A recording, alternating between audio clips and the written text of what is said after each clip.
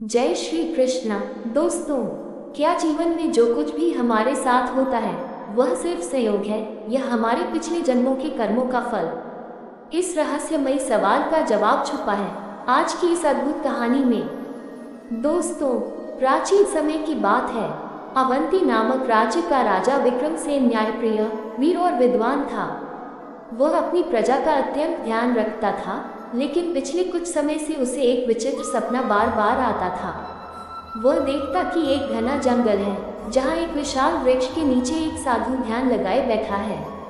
अचानक साधु आंखें खोलता है और राजा को देखकर मुस्कुराता है। फिर कहता है, राजन, तुम्हारे पिछले जन्म का कर्ज अभी शेष है। जैसे ही राजा साधु से पूछने के लिए आगे बढ़ता, उसका सपना टूट जाता। राजा विक्रमसेन को यह सपना लगातार आने लगा।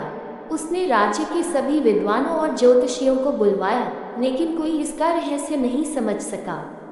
आखिरकार राज्य के सबसे ज्ञानी सन्यासी महर्षि वशिष्ठ को बुलाया गया।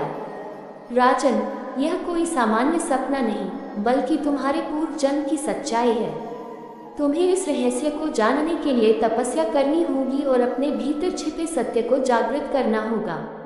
राजा विक्रमसेन ने निर्णय लिया कि वह इस रहस्य को जानकर रहेगा।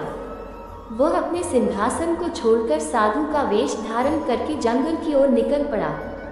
राजा कई दिनों तक जंगल में भटकता रहा, भूख प्यास से व्याकुल। अंततः वह एक विशाल पीपल के वृक्ष के नीचे पहुंचा। ये वही स्थान था जो उसने अपने सपने में देखा था। वहां सचमुच एक साधु ध्यान लगाए बैठा था। जैसे ही राजा ने साधु के चरण स्पर्श किए, साधु मुस्कुराए और बोले, तुम्हें आने में देर हो गई, राजन। राजा चौंक गया। उसने साधु से प्रार्थना की कि उसे उसके पिछले जन्म का रहस्य बताया जाए।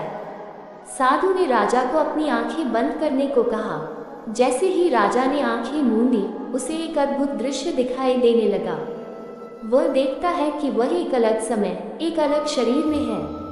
वह एक धनी व्यापारी का पुत्र है, लेकिन उसके अंदर घमंड और अहंकार भरा हुआ है। वह गरीबों का अपमान करता है, अपने सेवकों से कठोर व्यवहार करता है और दूसरों के धन को हड़पने की कोशिश करता है। एक दिन वह एक वृद्ध ब्राह्मण को अपमानित करता है और उसका धन छल से छीन लेता है। ब्राह्मण रोते हुए कहता है, तुमने मेरा धन छीना है, ये धन तुम्हें शांति नहीं देगा। अगले जन्म में तुम्हें इस कर्ज को चुकाना ही होगा। इतना कहते ही ब्राह्मण ने आकाश की ओर हाथ उठाकर एक श्राप दे दिया। तभी अचानक राजा की आंखें खुल गईं। वह कांप रहा था। साधु ने राजा से कहा, राजन, यही तुम्हारा सत्य है। पिछले जन्म में तुमने जिस ब्राह्मण का धन छीना था, वह इस जन्म में तुम्हारी प्रजा के रूप में जन्मा है। यही कारण है कि तुम्हें प्रजा की भलाई के लिए इतना परिश्रम करना पड़ रहा है। ये तुम्हारा कर्मफल है। राजा की आंखों से आंसू बहने लगे। उसने साधु से पूछा, क्या मैं इस कर्ज को चुका सकता हूँ? साधु ने कहा, हाँ, प्रत्येक मनुष्य अपने कर्मों से अपने भाग्य को बदल सकता है।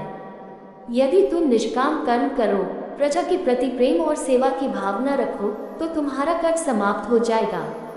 उस दिन से राजा विक्रमसेन ने अपने राज्य में और अधिक परोपकार करना शुरू कर दिया। उसने निर्धनों की सेवा की, मंदिरों का निर्माण कराया और अपनी गलतियों को सुधारा।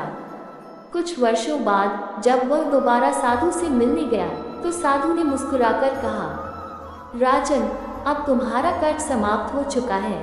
अब तुम मुक्त हो।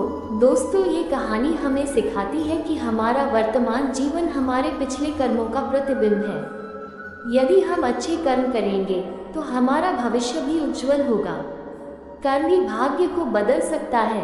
अगर आपको ये कहानी पसंद आई हो तो वीडियो को लाइक, शेयर और कमेंट में कर्म से भाग्य बदलता है जरूर लिखें। धन्यवाद। हरि हर।